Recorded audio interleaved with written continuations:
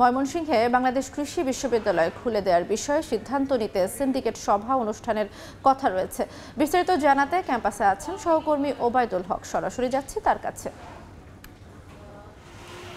Obaidul, combined ডিগ্রির দাবিতে বাংলাদেশ কৃষি বিশ্ববিদ্যালয়ের শিক্ষার্থীদের আন্দোলন, বহিরাগতদের হামলা এবং এর পরবর্তীতে যে উদ্ভূত পরিস্থিতি, বিশ্ববিদ্যালয় বন্ধ এবং হল ত্যাগের নির্দেশনা, সব মিলিয়ে যে পরিস্থিতি এবং আন্দোলন, এ নিয়ে গতকাল সন্ধ্যা 7টা থেকে রাত 12টা পর্যন্ত একটি আলোচনা হয়েছে প্রশাসনের সঙ্গে শিক্ষার্থীদের।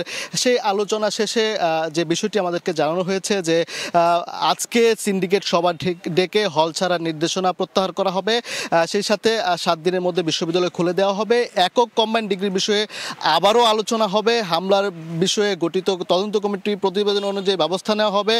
আন্দোলনকারী শিক্ষার্থীদের কোনো প্রকার একাডেমিক এবং প্রশাসনিক হেনস্থা করা যাবে না মর্মে লিখিত দেওয়া হবে।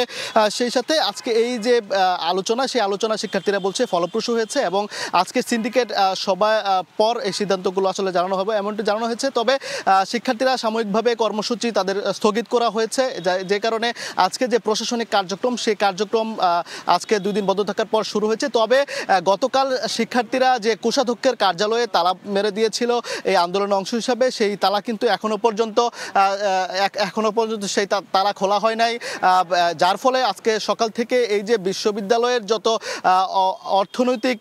অর্থনৈতিক কার্যক্রম সেটি কিন্তু বন্ধ রয়েছে।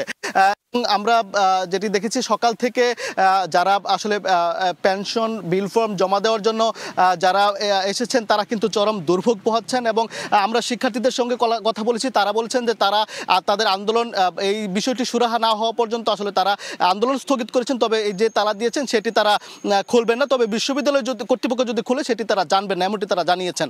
তো এই ছিল বাংলাদেশ কৃষি বিশ্ববিদ্যালয় থেকে আমার কাছে থাকা সবশেষ খবরাখবর। ময়মনসিংহে বাংলাদেশ কৃষি বিশ্ববিদ্যালয় থেকে আমরা সরাসরি যুক্ত ছিলাম।